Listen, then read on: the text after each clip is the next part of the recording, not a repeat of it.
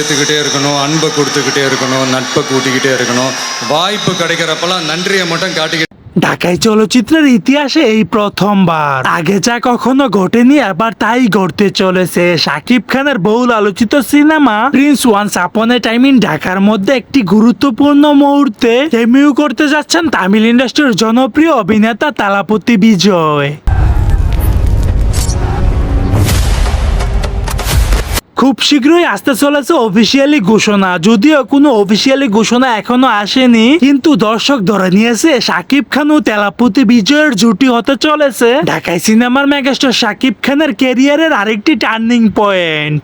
আমি প্রিন্স, আমি খেলতে আসি নাই, আমি খেলা শেখাতে এসেছি। দর্শক এখন সময়ের অপেক্ষায় কতটা জনপ্রিয়তা পেতে পারে শাকিব খান ও তেলাপতি বিজয়ের জুটি।